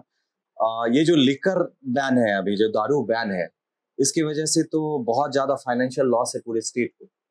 तो आप लोगों का क्या मानना है? आप लोगों की अगर सरकार आती है तो इस पे क्या कदम होगा? वो तो लिखा हुआ है, कहा हुआ है। अच्छा, सरकार आते ही 1 घंटा के अंदर में चालू किया जाएगा जी। उसमें कुछ नियम शर्तें होगी बाद में जी, उसको उस तरह से किया जाएगा कि ताकि मतलब पहले जैसा ना हो, लेकिन चालू होगा। हाँ, क्योंकि चालू करने का मुख्य कारण है ना कि बंदी है ही नहीं। शराबबंदी कहीं दिख रहा है क्या? नहीं है तो नहीं। शराबबंदी जब है ही नहीं, वो गलत लोग शराबबंदी से पैसा कमा रहा है, गलत जहरीला शराब पी करके बिहार के हम लोग मर रहे हैं, हर तरफ शराबें बिक रही है, हमारी प्रशासनिक व्यवस्था ध्वस्त हो गई शराब के कारण। उसमें उनको मुनाफा होता है, दिन रात शराब के पीछे, शराब बेचने वाले के पीछे दौड़ो, पकड़ो, समेटो रुपया। कोर्ट न्यायालय चले जाइए, न्यायालय का क्या दुर्दशा है। बहुत मतलब सरकार का ऊपर से बहुत इन्वेस्टमेंट है उसके पीछे। इन्वेस्टमेंट आपको लगता है कि कहीं ना कहीं प्रशासन में इसमें इन्वॉल्व होती है? क्योंकि जब दूसरे स्टेट से आपके स्टेट के अंदर दारू आता है, क्योंकि दारू बनना तो अभी बंद हो गया है, यहाँ पे बनता नहीं है बिहार के अंदर, तो कहीं ना कहीं आपको लगता है कि प्रशासन भी इसके लिए दोषी है? क्योंकि अगर प्रशासन चाले तो मुझे लगता है एक पंछी भी पड़ नहीं संलिप्त। तो दारूबंदी तो आपने जैसा कहा कि वो अभी होम डिलीवरी होने लगा है, बंद नहीं हुआ है, होम डिलीवरी होने लगा है, और इसमें कहीं ना कहीं प्रशासन बहुत ज्यादा ये है। और इसका विकल्प, दारू बंद होने के बाद विकल्प एक जो अभी सूखा नशा, ये सब से अभी युवा वर्ग जो है वो बहुत संलिप्त है उसमें, और उसकी वजह से अपराध बहुत ज्यादा बढ़ गया है। अभी पिछले 3-4 महीने में देखिए, या 1-2 दिन पहले जो ये पारस हॉस्पिटल का केस हुआ है, ये मतलब आपको क्या लगता है कि ये कब, कैसे रुकेगा, कैसे रुकेगा ये? तो इसका 2 वजह है। अच्छा। सबसे पहला वजह है कि दारूबंदी हुआ।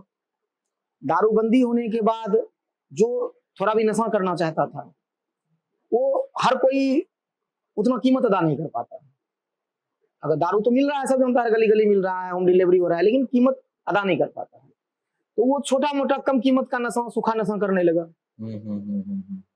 दूसरा वजह ये है कि आज आप चले जाइए महानगरों में या जहां भी उद्योग कारखाना लगा हुआ है, तो वहां क्या है कि युवा पढ़ाई भी करता है, साइड से कोई रोजगार भी कर लेता है। तो उसके पास जो है ना, निगेटिविटी कम आती है, क्योंकि जरा जवान होता है तो पार्ट टाइम रोजगार उसको मिलने लगता है। हमारे बिहार में क्या है कि बेरोजगार रहता है युवा, उसको रोजगार नहीं मिल पाता है, और रोजगार नहीं मिलने के कारण क्या होता है, वो निगेटिव सोच में जो जाता है, तो वहीं से वो नशा का आदी हो जाता है। नशा का आदी हो जाता है जी। इसका अगर रोजगार बिहार में आ जाएगा, जो जैसे दिल्ली सब में देखते हैं, देखिएगा कि हर घर का लड़का लड़की थोड़ा सा बड़ा हुआ, अपना पॉकेट खर्चा के लिए ही टाइम पास रोजगार करने लगता है, 2 घंटा का, 4 घंटा का। तो ये व्यवस्था होना चाहिए। ये व्यवस्था होने से नशा में बहुत कमी आ जाएगी, सूखा नशा में। अच्छा। और दारू चालू जब होगा तो उससे भी आएगी, तो इससे हम उसको रोक सकते हैं। इंगेजमेंट होना चाहिए युवा का, और पॉजिटिव सोच होना चाहिए। तो पॉजिटिव सोच तो तभी होगा जब उसके पॉकेट में पैसा आएगा। जी। और ये दारूबंदी का नीतीश कुमार का एक बहुत ही एक दूसरे टाइप का सोच था। दारूबंदी करने के पीछे का कारण ये था कि महिलाएं बहुत त्रस्त थी, और महिलाओं का वोट, लेकिन इस वजह से महिलाओं का वोट नीतीश कुमार को ज्यादा पड़ता है। अभी महिलाओं का 100% वोट जाता है जिनके घर में ये दारूबाज थे। तो आपको नहीं लगता कि कहीं ना कहीं आप अगर ये करोगे तो कहीं ना कहीं उनका वोट आपके पास नहीं आएगा? ऐसी बात नहीं है। अच्छा। देखिए, महिलाएं जो हम क्या बोले, इससे पहले बिहार में क्या था कि जो भी आरजेडी विरोधी वोटर थे, उसका मजबूरी बन गया, मतलब जो शांत स्वभाव के थे, जो अमन चैन चाहते थे, जो शिक्षित लोग थे, तो वो कहाँ जाएंगे? तो वो एनडीए गठबंधन की तरफ, नीतीश कुमार जी की तरफ चले जाते। महिलाएं जो है, वो जो मतलब 7 निश्चय योजना बना, जीविका दीदी सब हुई, तो उस सब को लेकर के महिलाएं इनके तरफ हुआ। लेकिन ऐसी बात नहीं है कि महिलाएं इनके तरफ ही वोटिंग करने वाली है, क्योंकि जो लाभ उनको मिलना चाहिए, आज सेविका को ले लीजिए, सेविका का मानदेय क्या मिल रहा है उसको? आज लड़ रही है सेविका, बरसों से लड़ रही है सेविका, पूरे जिला से लेके राज्य स्तर तक लड़ रही है, लाठियां खा रही है, हमारी माँ बहन है। वही महिलाएं सशक्तिकरण की बात करते हैं सरकार, और उन्हीं हमारी माँ बहन पर पटना में लाठी चलवाते हैं, तो उनका मानदेय नहीं बढ़ाया जाता है, तो वो सब नाखुश है। अच्छा। तो महिलाओं का वोट उसी कारण से जा रहा था, क्योंकि जो कुछ उनको मिल भी रहा था, थोड़ा ही मिल रहा था, तो नीतीश कुमार जी के माध्यम से मिल रहा था। लेकिन थोड़ा मिल रहा था। अब देखिए महंगाई बढ़ गया, उनका उससे कुछ होने जाने वाला नहीं है। तो हमारी सरकार जनसुराज जब आएगी तो महिलाओं को सशक्त करने के लिए अच्छे से अच्छे कदम उठाएगी। अच्छा। आप डिप्टी मेयर के पद से भी खड़े हुए थे, और आप सेकंड नंबर रेस में आए थे, जीत नहीं पाए। आपने कभी इंट्रोस्पेक्ट किया कि क्या कारण था कि जनता ने आपको नहीं चुना? देखिए, हुआ क्या कि जब हम चुनाव लड़ने वाले थे तो हमारे इसी शहर के भाजपा के पूर्व विधायक थे संजीव झा जी, हमारे गुरुदेव भी थे, अच्छे व्यक्तित्व थे, उनका व्यक्तित्व बहुत अच्छा था, जननेता कहलाते थे, और हम भी उनका बहुत सम्मान करते थे। तो वो अपनी पत्नी को मेयर का उम्मीदवार घोषित किए हुए थे। अच्छा। कि ये होगी, और उसी समय चुनाव नॉमिनेशन से ठीक कुछ दिन पहले उनकी अचानक मृत्यु हो जाती है असमय। तो लोगों में एक आहत हो गया, पूरे विधानसभा के लोगों में आहत हुआ, लोग उनके प्रति श्रद्धा रखते थे, तो वहां पे उनकी पत्नी के प्रति लोग श्रद्धा रखने लगे कि मतलब एक बड़े नेता थे, जन नेता थे, उन्होंने अपनी पत्नी को खड़ा किया। तो लोग दुविधा में पड़ गए कि भैया एक तरफ सोहन झा है जो शहर के लिए लड़ रहा है, एक तरफ ये है, तो वहां पर जो है जनता विचार में फंस गई, भंवर में फंस गई कि क्या करें, इस सोहन झा को आगे बढ़ाएं, क्योंकि वो जनता तो हमें खुद खड़ा करने होने के लिए बोले थे। अच्छा। तो होते होते नॉमिनेशन भी हो गया, तब तक कोई डिसीजन नहीं हो पाया। नॉमिनेशन के बाद कुछ लोग उनके तरफ चले गए, कुछ लोग मेरे तरफ रह गए। फिर अंतिम क्षण तक डिसीजन हुआ कि सोहन के पास समय है, युवा है, कर्मठ है, संघर्षशील है, सोहन को एक बार रोका जाए और इनको एक बार श्रद्धांजलि के रूप में दिया जाए मौका। तो बस यही मेरे हार का कारण रहा, जहां मैं उस चुनाव में अकेला पड़ गया। लेकिन वो तो मेयर की कैंडिडेट थी, आप डिप्टी मेयर के कैंडिडेट। कारण ये था कि जो प्रचारक थे, जो मददगार थे, वो कहीं ना कहीं एक ही व्यक्ति थे। अच्छा। और उनको किसी एक तरफ ही रहना था। अच्छा।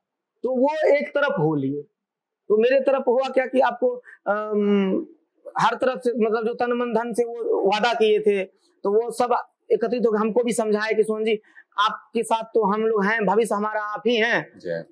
सोचिए हम बूथ कमेटी नहीं बनाए। अच्छा। हम बैक हो गए। चुनाव जिस दिन था उससे 5 दिन पहले हम खुद को बैक कर लिए, बूथ कमेटी नहीं बनाए। हमने सोच लिया चलो भाई हम भी गुरु को श्रद्धांजलि दे देते हैं, जो होगा सो। वो आपसे भी बहुत क्लोज थे संजय? हाँ, मेरे गुरु थे। अच्छा। हमको हर मंच पे वो सिखाते थे, हम बच्चा थे, सिखाते थे सोहन जी ऐसे नहीं, ऐसे बोलना है, ये आंदोलन आपका बहुत अच्छा था, इसको और ऐसे कीजिए। अच्छा। तो कहीं ना कहीं उनके अंदर हम ईर्ष्या, जलन ये सब नहीं देखते थे, तो उनको लेकर के हम चुप हो गए। सोचिए ना हम बूथ कमेटी बनाए, ना हमने प्रचार किया, ना हमने घूमा, लोग इंतजार करता रहा सोहन आएगा, हम लोग उसको वोट देंगे, हमने कहीं नहीं किया। फिर भी 6000 हमको वोट मिला, बिना बूथ कमेटी का, बिना प्रचार का। तो बाद में सबको पछतावा भी हुआ कि कोशिश करते तो ये भी जीत जाते। कैसा काम हो रहा है नगर निगम में? देखिए नगर निगम का जो हम उम्मीद रखते हैं काम का, जैसे सबसे बड़ा नगर निगम में समस्या है जल जमाव की समस्या। हम तो आपको पहले भी बताए कि हमारे जिला का श्रृंगार है शहर, ये लाखों लोगों का श्रृंगार और सुंदरता है सहरसा शहर। तो सुंदर रखने के लिए तो सबसे पहले आपको साफ सुथरा रहना पड़ेगा। तो साफ सुथरा होने के लिए पहले जल निकासी का काम करना पड़ेगा। शहर में जो बाजार में अतिक्रमण है उससे छुटकारा दिलाना पड़ेगा जी। उसके बाद अगर उसको हम सजाएंगे तो वो अच्छा लगेगा। मान लीजिए घर बन रहा है, इस घर में अभी ईंट जोड़ा गया, अब प्लास्टर होगा, टाइल्स लगेगा, तब तो उसमें ड्रेसिंग टेबल लगाएंगे, दरवाजा लगेगा, खिड़कियां लगेगी, कलर होगा। तो हो क्या रहा है यहाँ की प्लास्टर हुआ मगर उसमें क्या होगा, ड्रेसिंग टेबल रख दिया गया है। अच्छा। आईना टांग दिया गया है। अब भैया जब प्लास्टर होगा तो वो ना खराब हो जाएगा, वो ड्रेसिंग टेबल खराब हो जाएगा। ऐसा क्यों हो रहा है? आपको लगता है कहीं ना कहीं मैनेजमेंट कहीं ना कहीं ठीक नहीं है? मैनेजमेंट तो ठीक नहीं है, कहीं ना कहीं जो भी योजनाएं आ रही है उसको जाने नहीं दिया देने, मतलब लोग विकास पे आधारित सोच नहीं रख रहा है। अच्छा। कि हमें विकास करना है, और विकास कब होगा जब हमारा घर छत बनेगा, प्लास्टर होगा, टाइल्स लगेंगे, दरवाजे लगेंगे, तब उस घर में हम बेड लगाएंगे, उस घर में हम आईना लगाएंगे, ड्रेसिंग टेबल लगाएंगे, अलमारी सजाएंगे। यहाँ अलमारी का योजना आया, अब भैया घर प्लास्टर हुआ ही नहीं है, अलमारी लगा दिया। आप देख लीजिए जाके चौक चौराहा पे कई जगह वो कचरा वाला वो रख दिया गया, स्टील वाला। अब भैया बिहार सरकार का जमीन वहां तक है, अच्छा। अतिक्रमण वहां तक है, अतिक्रमण यहाँ तक है बिहार सरकार जमीन। भैया आप पहले अपने सीमा तो जाइए। आप अभी यहाँ खंबा गाड़ दिए हैं, बड़ा बड़ा होर्डिंग लगवा दिए हैं, ये खंबा यहाँ गिरेगा भैया, यहाँ ये तो पहले से लोग कब्जा कर रखा है, पहले से वहां पर अतिक्रमण इतना है कि लोग को आवागमन गमन में भारी परेशानी हो रही है, ऊपर से खंबा भी गिर गया। अच्छा। तो ये जो है ना, मतलब बिना नहाए तेल साबुन लगा के टिकली सिंदूर लगा लीजिए, नहीं, पहले नहाइए, फ्रेश होइए, अच्छा कपड़ा पहनिए, तब बाल में कंघी मारिए, ठीक है। तो इस तरह से थोड़ा सुंदरता आना चाहिए। तो नगर निगम में क्या है कि कोई ऐसा योजना नहीं हम देख रहे, जैसे जल निकासी का काम होना चाहिए था। अब जल निकासी का काम देखिएगा, नाला निर्माण हो रहा है मोहल्ला मोहल्ला। अरे भैया नाला निर्माण करके क्या पैसा उठा रहे हैं, निकासी कहाँ कीजिएगा? आपकी नाला सड़क में कहाँ बनी है? ये प्रॉब्लम। नाला बनाइएगा कहाँ, अतिक्रमण तो हटाइए। आप यहाँ बना दीजिएगा, सरकार का जमीन वहां तक है, कल हमारे जैसा या कोई और बनेगा मेयर, वो क्या करेगा, वो अब इस नाला का पैसा आप ले गए, अब जमीन उधर खिसक गई बिहार सरकार की, अब नाला वहां बनेगी। माने यही एक ही नाला हर बार बनो। इसका मतलब गबन चल रहा है इसके गमन, देखिए गमन क्या है ये तो जांच का विषय है जी। ये तो हम नहीं बता सकते कि क्या हो रहा है, लेकिन इतना हो रहा है कि विकास नहीं हो रहा है। आपाधापी में सारा काम हो रहा है जी, विकास नहीं हो रहा है, कुछ तो गड़बड़ है वहां। अब क्या गड़बड़ है, मतलब क्या वहां पे भ्रष्टाचार हो रहा है, ये तो जांच का विषय है। लगातार समाचार पत्रों में भी आप देखते होंगे कि कुछ, लेकिन अब ये जांच होने के बाद ही पता चलेगा। लेकिन ये सत्य है कि अगर हम लोग वहां होते तो जो कर रहे होते वो नहीं हो रहा।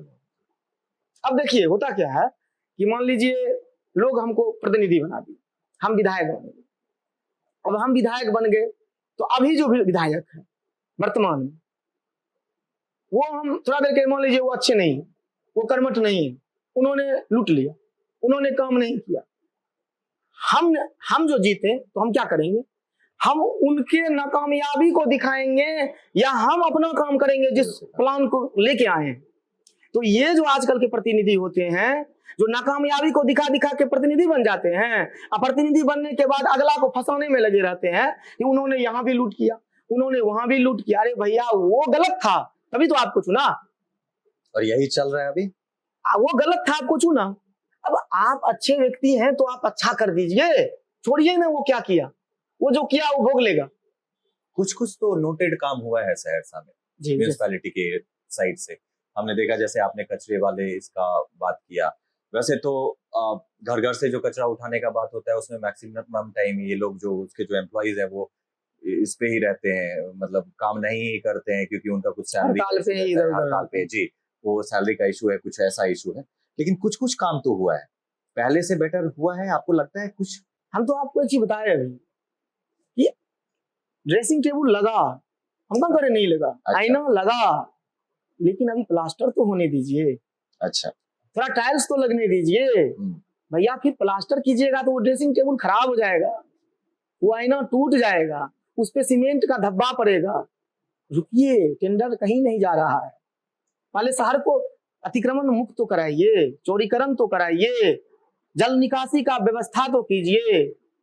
जहां तक भी जमीन है बिहार सड़क, देखिए 82 फीट चौड़ा सड़क होना चाहिए। अच्छा, ठीक है, शहर के अंदर नगर निगम है ना ये, उसको तो सजाइए। अब पता है नगर निगम में लोग शिकायत लेके जाता है कि भैया हमारा गली है उसमें नया मकान बना या पुराना मकान बना, छज्जा दे दिया है। कोई सुनने वाला नहीं सुनते, कोई एक्शन लेने वाला नहीं। क्यों, मतलब क्या कारण क्या हो सकता है? कारण ये है कि नगर निगम स्थिर हो कहाँ रहा है। किस पदाधिकारी को देने जाइएगा, जिसको दिए वो चला गया। अच्छा, जो आया वो छुट्टी पे है, जब तक वो काम समझा गया, समझे। अब उस पे भ्रष्टाचार का आरोप, उस पे भ्रष्टाचार का आरोप। मतलब नगर निगम को अभी ये योजनाओं में लूट खसोट पकड़ धकड़, अब क्या हो रहा है हम नहीं बताएंगे, ये जांच का विषय है। लेकिन आम जनता का जो छोटा छोटा काम है, जैसे नगर निगम है भैया, कोई मकान बना रहा है, छज्जा निकाल रहा है, पहले से गली 6 फीट का है, लोग शिकायत लेके जा रहा है, अब वहां पर कुछ काम ही नहीं हो रहा है, उसका छज्जा रोका ही नहीं जा रहा है। कहिएगा तो हम 1-2 आवेदन आपको धर देंगे। भैया हम खुद गए नगर निगम, हम खुद गए हैं नगर निगम किसी को गली को लेके। अच्छा जी, और हम नहीं हुआ काम। इसका मतलब सहरसा के इस वर्तमान स्थिति में ये मीडिया का कितना रोल है? मतलब मीडिया क्या स्पष्ट तरीके से दिखाती है कि ये हो रहा है, ये नहीं हो रहा है, या बायस्ड है मीडिया किसी के तरफ है? देखिए हम मीडिया को कभी गलत नहीं मानेंगे। अच्छा, ये क्यों? आज हमें देखिए, हम होता है ना कि पैतृक संपत्ति जो हो, हम एक गरीब का बच्चा है, हम 5,000 10,000 20,000 व्यवस्था करते हैं और शहर के विकास के लिए लड़ते हैं। जितना मीडिया कर्मी है, चाहे वो प्रिंट मीडिया हो और इलेक्ट्रॉनिक्स मीडिया हो, बड़े बड़े न्यूज चैनल के हमारे बंधु हैं, हमसे कभी विज्ञापन नहीं मांगा। अच्छा जी, कभी नहीं मांगा, और बेहतर ढंग से मेरा न्यूज लगाया जाता है। क्यों? हमसे क्या उनको लोग है? हो सकता है आप सोहन झा है, आपका एक नहीं, उनको ये है कि ये लड़का मर्द के तरह सांसद का आवास घेराव करता है, ये लड़का मर्द के तरह विधायक के आवास का घेराव करता है, रेल पटरी पर बैठता है, लड़ रहा है, ये लड़ रहा है, इसको दिखाओ, इसके साथ रहो। मीडिया ऐसा है, मीडिया ही तो आपको बता रहा है कि नगर निगम में क्या चल रहा है, कहाँ समस्याएं हैं, कहाँ मीडिया नहीं दिखा रहा है। मीडिया तो दिखा रहा है। अब आप गलत हो तो आपके साथ आपको गलत नजर आएगा। ये सहरसा एम्स वेम्स का बहुत सारा बात उठता है। अभी अगर वर्तमान में देखें तो अभी जो सहरसा हॉस्पिटल है, जो सदर अस्पताल है आपका, बिल्डिंग्स तो बहुत अच्छा है, व्यवस्थाएं काफी अच्छी हैं, लेकिन किसी भी मरीज का यहाँ पे ढंग से इलाज होता नहीं है। मैक्सिमम मरीजों को या तो आईजीएमएस रेफर किया जाता है या पीएमसीएच रेफर किया जाता है, या जिन मरीजों का यहाँ पे अल्ट्रासाउंड या कोई भी ईसीजी वगैरह होता है, मशीनें तो सारी उपलब्ध है, लेकिन ऑपरेटर नहीं है, डॉक्टर्स नहीं बैठे, टेक्नीशियंस नहीं है। क्या आपका क्या विचार है उस पर? क्या सत्य है? देखिए, सदर अस्पताल के लिए तो हम सब लड़े, मेडिकल कॉलेज भी के लिए हम खुद अकेला लड़ने वाले लोग हैं। सहरसा नगर निगम बने, इसके लिए भी हम धरना दिए हैं कई बार। अच्छा जी, मेडिकल कॉलेज के लिए हम स्वास्थ्य मंत्री के घर पर कई बार गए हैं, मेरा पेपर कटिंग सब कुछ है। यही तो हम समस्या आपको बता रहे थे कि नीतीश कुमार जी कुछ किए, कई अस्पतालें बनवाए, कई मेडिकल कॉलेज बनवाए, लेकिन अफसरशाही खा गया ना सब कुछ को। थाना तो भाभी बना, इंस्पेक्टर तो है, लेकिन घुसखोरी है। अस्पताल हम आईजीएमएस में देखिए भैया, आईजीएमएस में आपको क्या करवाना है? अल्ट्रासाउंड करवाना है, अभी के अभी सीटी, आपको सीटी स्कैन करवाना है, एमआरआई अभी का अभी, एमआरआई का डेट देता है 2 महीना का, अभी का अभी करवाना है। वहां फोन कीजिए, जाके साइड से मिलिए, उसके गार्ड तक से, भैया हमको आज करवाना है, आपको ले जाएगा दूसरा डिपार्टमेंट में, बोलेगा 2500 टका लगेगा, अलग से 2500 दीजिए, आपका उसमें घुसाया आज हो गया, तुरंत हो जाए जी। बाकी आदमी का 3 महीना बाद, नीचे से ऊपर तक सिस्टम खिला हुआ है। तो यहाँ क्या है आपको बताते हैं, यहाँ दलाली होता है। सदर अस्पताल में क्या है, जितना डॉक्टर कार्यरत है सबका निजी अस्पताल हो रहा है जी, सबका निजी अस्पताल है। और जो भी सदर अस्पताल जाता है वहाँ वो लोग ब्रोकर बना के रखा है।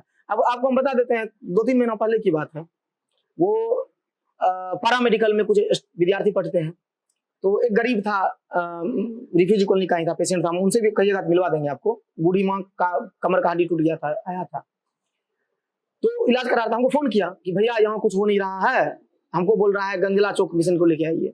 हम वहाँ पहुंचे, भैया आप क्या नहीं हो रहा है, क्यों गंजला चौक कौन बुला रहा है? तो हाँ भैया ऐसे ऐसे आया था, देख सुइया देने के लिए, वो पुर्जी भी दिया है, तो पुर्जी में नंबर लिखल था, हम उस नंबर पे फोन लगाए, ठीक है। तब एक स्टाफ को दिए फोन लगाने, तो उसके नंबर में सेव था, बोला भैया ये तो स्टूडेंट है। हम बोले हम छोड़ेंगे नहीं, बोला कैरियर खराब हो जाएगा। इतना मतलब ये किया ना कि थोड़ा सा हम लिए सोचिए स्टूडेंट है, उसको समझा दिया जाए, तो समझाए। अब सोचिए डॉक्टर अपने स्टूडेंट से दलाली करवाता है सदर अस्पताल में, उसको निजी अस्पताल में गंजला चौक पे अस्पताल में ले जाता, उसको बताया वहां जाइएगा 32,000 खर्चा होगा, हो जाएगा। सदर अस्पताल का ये हालत है। आप इमरजेंसी में जाइए, वहां पर जो है जरूरी नहीं है, अभी आप किडनी का पेशेंट गया, अब वहां चर्म रोग का पेशेंट ड्यूटी पे है, अब कहिए उसका इलाज कैसे होगा? हड्डी टूटल आदमी गया, वहां हड्डी टूटा हुआ है, अब पता चलेगा वहां फिजिशियन बैठा हुआ है, 8 घंटा उसी का ड्यूटी है, वो कल आएगा। हर विभाग का डॉक्टर होना चाहिए ना, डॉक्टर नहीं है। गाँव में कुछ गाँव में अस्पताल बना हुआ भी है, लेकिन वहां जाइए डॉक्टर है नहीं, डॉक्टर कहाँ से इलाज?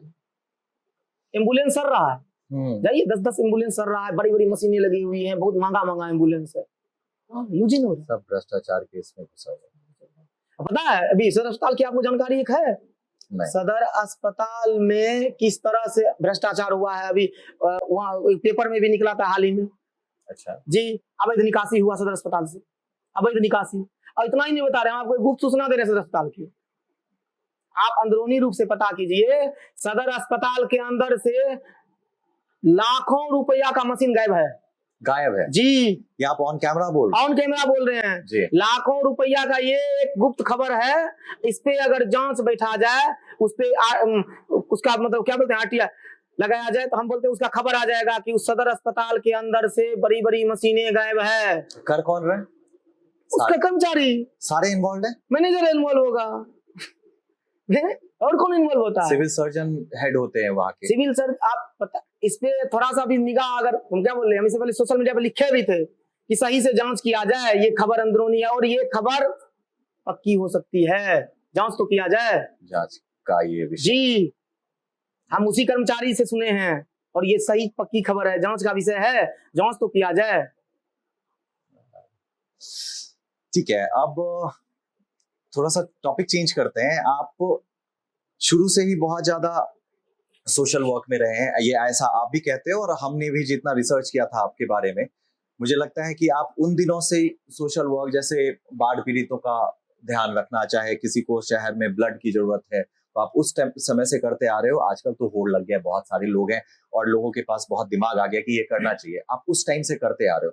तो अभी आपको ऐसा कोई समूह या ऐसा कोई व्यक्ति विशेष या जिसका काम आपको प्रभावित करता है कि जैसा आप करते थे वैसा, क्योंकि आप अभी उतने एक्टिवली इन सब में नहीं हो, क्योंकि आपको बहुत सारा पार्टी की तरफ से भी जिम्मेदारी दिया गया है, प्रचार में भी रहते हो, आपको बहुत सारा चीज देखना पड़ता है। तो आपको लगता है कि यहाँ पे कोई ऐसा है समूह या कोई ग्रुप है जो कि बहुत अच्छा काम कर रहा है, जिसके बारे में आप बात करना चाहेंगे? देखिए, कई ग्रुप, अच्छा, निरंतर तो नहीं रहता, आता है जाता है, ठीक है, लेकिन कई हैं जो काम करते रहते हैं, लेकिन हाँ, निरंतरता की कमी रहती है। फिर वो पारिवारिक समस्या समझिए दूर हट जाता है, फिर दूसरा कोई करने आ जाता है, लेकिन कोई ना कोई करते रहता है, करते रहते हैं जी। अच्छा भैया, आपको शुरू से ही बड़ा सेल्फलेसली देखा गया है काम करते हुए, आप एक जनता का आवाज रहे। आपको लगता है कि आप जब सत्ता में चले जाओगे, एक्टिव पॉलिटिक्स में चले जाओगे, फिर आपका रिप्लेसमेंट कौन रहेगा? देखिए, वक्त के साथ आते जाते रहता है। देश की आजादी के समय से भगत सिंह, चंद्रशेखर आजाद, सुखदेव आए, वो चले गए, उनका जब रोल खत्म हुआ तो फिर कोई नया आए, फिर कोई नया आए, सुभाष चंद्र बोस, ये वो, मतलब समय जैसे जैसे आगे बढ़ता है तो हर समय में एक मतलब कोई ना कोई वीर सपूत आता है जो अपने समाज के लिए लड़ता है। तो ऐसा नहीं कि दूसरा फिर कोई आएगा नहीं, आएगा, लेकिन मैं अगर जनता मुझे किसी उच्च पद पे ले जाती है तो मेरा प्रयास ये रहेगा कि जो संघर्ष मुझे करना पड़ा है अपने समाज को आगे बढ़ाने के लिए, वो मैं किसी और को करने ना दूं, मैं उस समस्या का समाधान निकालता चला जाऊं। ओके, अब हम मूव ऑन करते हैं अपने नेक्स्ट राउंड पे। रैपिड फायर राउंड होगा, आपको इसमें सोचने का समय बिल्कुल नहीं दिया जाएगा। आपको एक वर्ड में आंसर देना है, एक लाइन में आंसर देना है। कौन बेहतर होगा एज अ पीएम, मोदी या योगी? देखिए, अपने अपने जगह पे दोनों सही है, क्योंकि सबका अपना अपना सोच। शॉर्ट आंसर चाहिए आपको? जी जी, दोनों सही है, अपने अपना अपना अपना सोच है, अपना अपना नजरिया है दोनों का। नेता नहीं होते आप तो क्या होते? देखिए, हम कभी सोचे ही नहीं इस बारे में। हमने मेरा एकदम सामाजिक काम करना ही जीवन का लक्ष्य है, और समझिए मरते दम तक यही करते रहेंगे। लेकिन फिर भी तो आप होगा ना कि मतलब बचपन में लोग बोलते हैं मुझे पुलिस बनना है, आगे चल के मुझे वकील बनना है, मुझे डॉक्टर बनना है, कुछ तो सोचे होंगे। नेता बनना। ओ, शुरू से, जन्म से मुंह में आवाज आया तो नेता बनना। अच्छा, जन स्वराज सत्ता में आती है तो सबसे पहला चीज क्या हटाएंगे दारू बंदी के अलावा? पलायन। पलायन। दिस या दैट सेक्शन। एक विधायक या जनसेवक? जनसेवक। पावर या प्रिंसिपल, सत्ता या सिद्धांत? सिद्धांत। राजनीति में गांधी का सत्य या मोदी का स्ट्रेट फॉरवर्ड वे? नहीं, स्ट्रेट फॉरवर्ड रहना चाहिए। मोदी के फैन लगते हैं? नहीं, ऐसी बात नहीं। देखिए, गांधी जी का जो सत्याग्रह है वो तो जायज है, लेकिन जब आपको पावर मिलता है तो उसे एकदम से स्ट्रेट फॉरवर्ड रहिए। कास्ट बेस्ड सपोर्ट या youth based support? Youth based support. Ground work या सोशल मीडिया कैंपेन? नहीं, ग्राउंड वर्क। जेल का डर या जनता का प्यार? जनता का प्यार। लॉन्ग स्पीच या शॉर्ट स्लोगन? Short slogan. ये जन स्वराज का शॉर्ट स्लोगन क्या है? सही लोग, सही सोच, सामूहिक प्रयास। Short slogan. किसान रैली या स्टूडेंट मार्च? दोनों जरूरी है। किसान भी उतना ही जरूरी है हमारे देश के लिए, और स्टूडेंट तो है ही, वो तो भविष्य है। दोनों जरूरी है। लेगेसी पॉलिटिक्स या नई सोच वाली पॉलिटिक्स? नई सोच वाली पॉलिटिक्स। क्यों, लेगेसी में क्या प्रॉब्लम? देखिए, नई सोच, आज का जो जनरेशन है वो एक नया जनरेशन है, अभी कहाँ चला गया अमेरिका। तो हमें आगे बढ़ना है, एक नया सोच लेके आना है, नया विजन लेके चलना है। आज जनस्वराज क्या है, प्रशांत किशोर जी क्या है, नया विजन लेके आए हैं, नई सोच लेके आए हैं, जो आज के युवाओं को चाहिए। जी, हम भी आगे बढ़ना चाहते हैं, तो नया सोच। थैंक यू सो मच भैया, आपने हमें इतना टाइम दिया और यकीन मानिए आपसे बात करके बहुत अच्छा लगा, और आई थिंक हमारे व्यूअर्स को भी शायद आपको देख के और आपकी बातों को सुन के बहुत मजा आएगा। थैंक यू सो मच, आपने अपने इतने बिजी स्केड्यूल में से अपना टाइम निकाल के हमें दिया। बहुत बहुत धन्यवाद आपका भी, और आपके चैनल के माध्यम से आपके जितने भी समर्थक हैं, श्रोतागण हैं, उन सभी को मैं प्रणाम करना चाहूंगा। और बहुत अच्छा लगा आपके बीच आकर के, आप लोगों का बहुत अच्छा लगा सारा चीज। और हम चाहेंगे कि आप लोग ऐसे निरंतर आगे बढ़ते रहें, आपका चैनल भी आगे बढ़े, आपका दर्शक भी आगे बढ़े, ताकि हमारा देश, हमारा बिहार, हमारा सहरसा आगे बढ़े। Thank you.